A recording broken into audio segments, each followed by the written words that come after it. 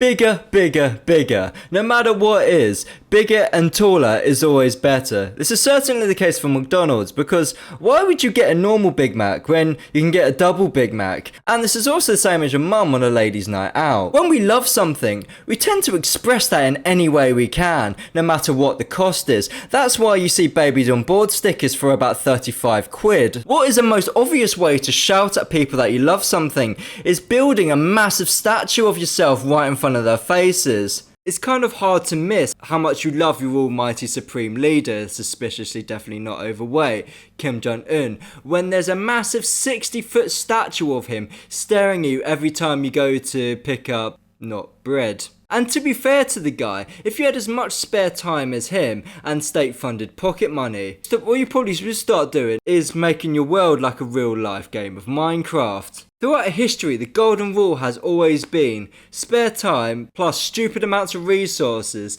equals big building. Even today the logic holds up. If I'm not working and I don't have anything to do, I might just go out and treat myself to the new Jango Fett Firespray class Starship Ultimate Builder series, which by the way is £260. Jesus Christ, this sounds like a job for Mystic Credit Card. 'Cause I have $30,000 in credit card debt.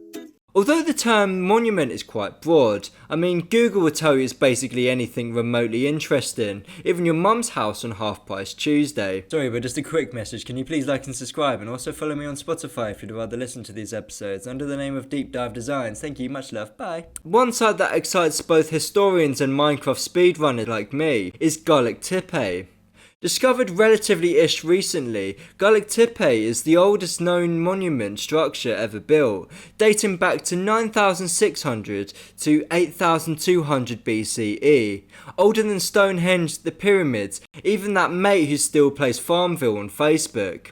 Situated in the Gerimus Mountains of southeastern Anatolia, modern-day Turkey, the site gives us a rare, unprecedented glimpse into pre-pottery Neolithic culture. The site is made up of 20 circular enclosures, each centered around massive T-shaped stone pillars, weighing up to 50 tons, and as tall as 5 meters. Many of these had inscriptions of animals on them, all etched in using flint tools. Each animal likely held symbolic or religious meaning. The people behind Gullik Tepe were hunter-gatherers, not farmers. They were the awkward middle child of human civilization. That's what makes it so significant. These weren't just settled villages with time between harvest. They were nomadic groups of people who decided to stop and build these temples. The lifestyle was hunt, feast, sleep, then move on. The frat boys were finally graduating out of their hovels and actually going out in the real world to actually do something constructive. Houses back in the day honestly weren't actually as bad as you thought. When you've got unlimited time to spare and zero planning permission, turns out you can pretty much just do what you like. Take the ancient Britons living on the Scottish Isles for example. They weren't just surviving, they were thriving. These legends were building stone houses with their own ensuite saunas on them, turning their village into some sort of prehistoric spa retreat. Once your mega villa was sorted, what next? Easy. Call the lads in and have a massive stone moving party, baby. The oldest stone circle wasn't Stonehenge as you may have believed. It was actually in the Orkney Islands, a stormy little archipelago off the coast of Scotland. The stones there have been radio and carbon dated to 3600 BCE. So the real question is, how did they move these stones? Well, simple. They used wooden rafts and log rollers. They'd strap logs around a stone to make a framework around it. They would simply lay these logs down and then roll the stones over them. Similarly to the M1 but made out of speed bumps. In the case of Stonehenge, the stones that were found there were found to have been quarried in Wales. Considering Stonehenge's in Salisbury is a journey of 220 miles. And why did they build these stone circles? Well, we don't really know. It could have been a religious reason. It could have just been because they were a bit bored. But maybe they were just waiting for a welcome to the stone circle sign, or maybe build drop sign, and the aliens who helped us build it thought, nah, can't be asked, and just left it. When you look at our ancient monument and compare it to that of the ancient Greeks or the Egyptians, It kind of becomes obvious that we were that kid in the back of the classroom eating chalk because they blew us completely out of the water. Across the ancient world, if you wanted to remind people that you were Johnny Big Bollocks in town, you would build something massive. Consider Pachacuti in Peru, the legendary Incan emperor. He built Machu Picchu, the ultimate mountain mega mansion. The Elamites built the ziggurat, which was essentially like a pyramid but had a bit more flair to it. The temple was so legendary that it actually had a cameo in the famous book trilogy, the Bible. But let's be honest, the quality dipped a bit on the 3rd edition though. The Book of Mormon, there's some real plot holes for me to get into it, to be honest. If we're handing out awards for ancient flexing, it wouldn't go to Pachacuti in my opinion. It would go to Pharaoh Khufu of the Bronze Age superpower. This absolute unit of a man built the pyramids of Giza.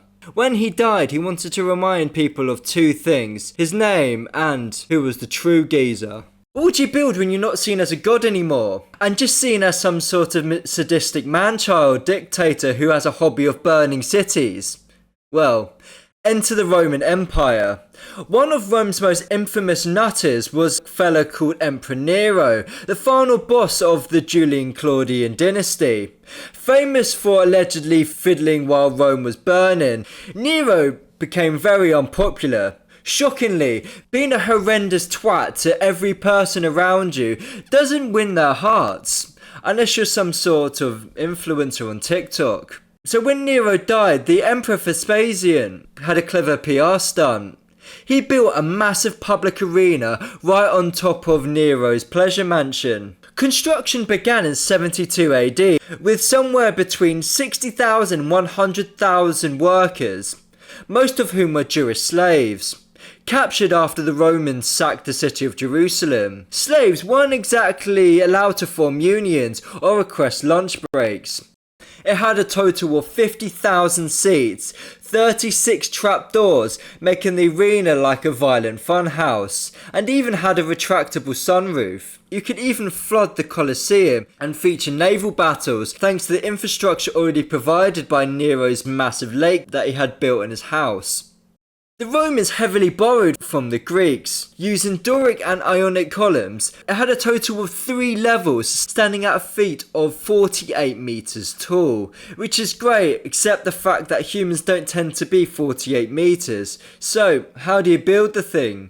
The answer is the treadwheel crane. Think of a massive human-sized hamster wheel connected to a load of pulleys and winches that had the ability to lift over 3,000 kg. This tech came from the Greeks, classic of them, those crafty buggers, which allowed the Romans to do more than just stack some stones and hope for the best.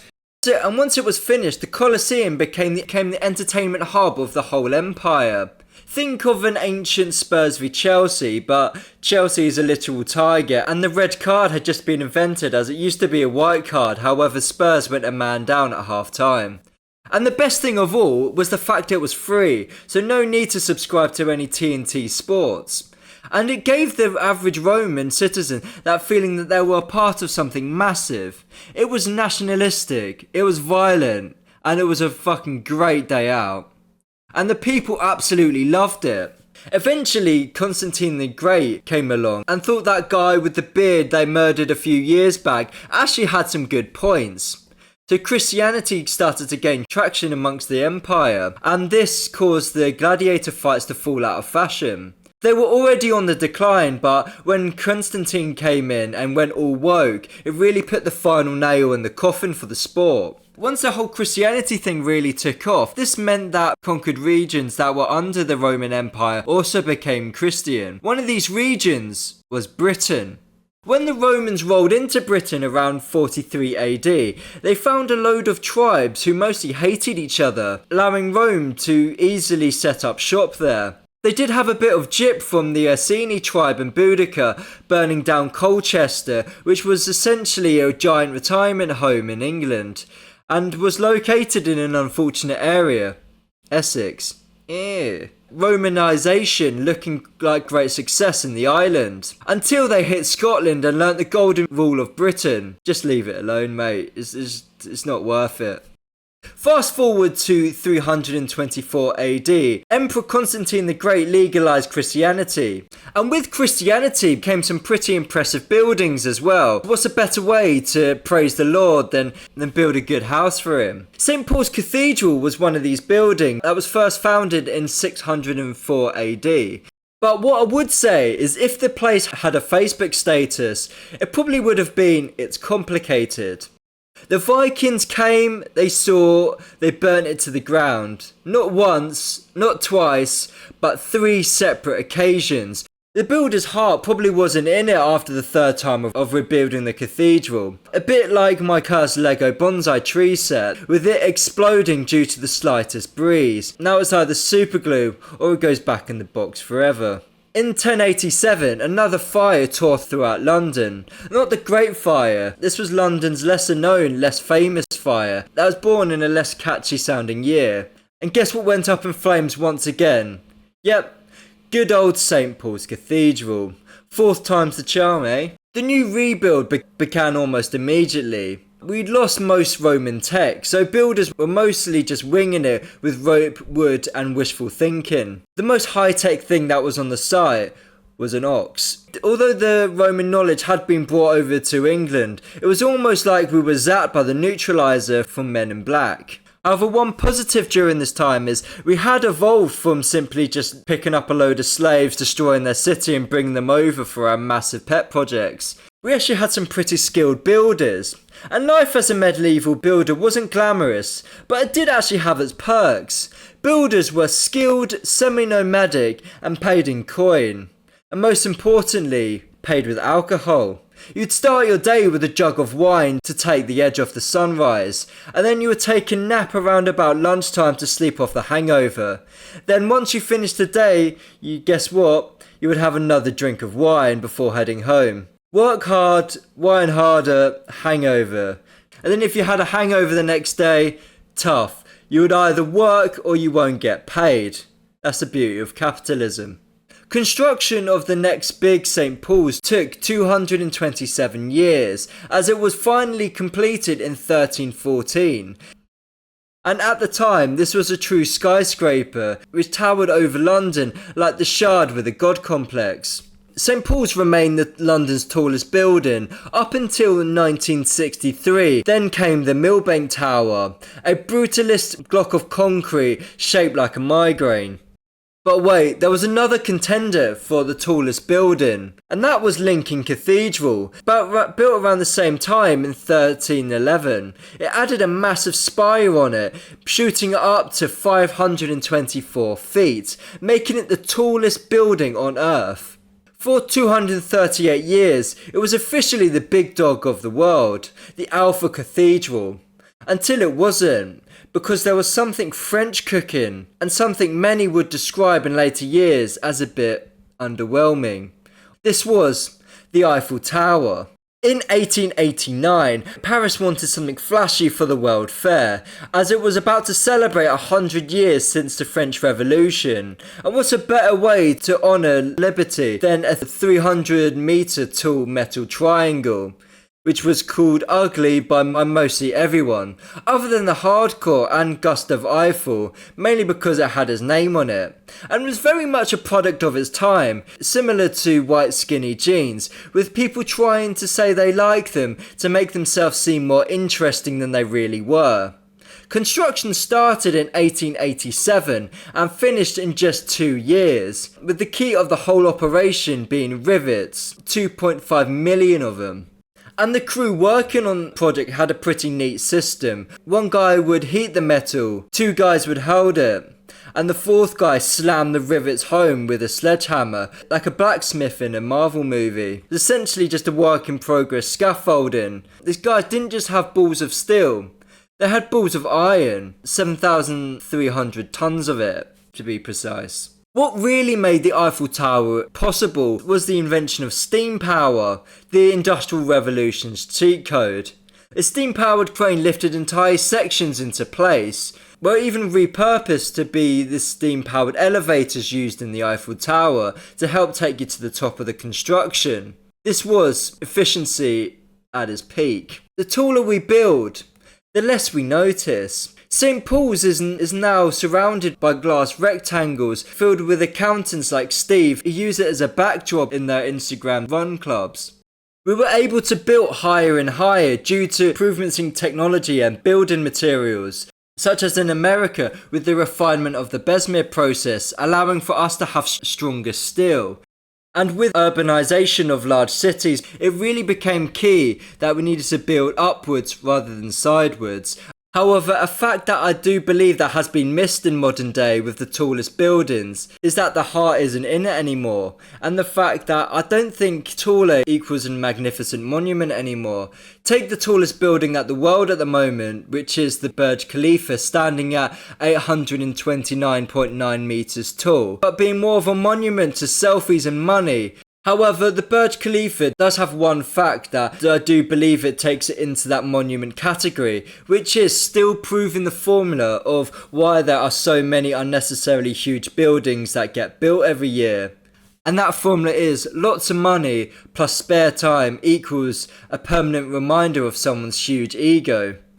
With me, what really gives me that sense of wonder is my Minecraft super mansion, which is built on the side of a mansion. Think of the Sagrada Familia, but built by a virgin. God, I need to go outside. It's summertime at the moment. I'm sat here trying to build this. Fuck's sake. Anyway, thank you for watching and listening. I hope you do enjoy, and hopefully catch you for the next one. Bye.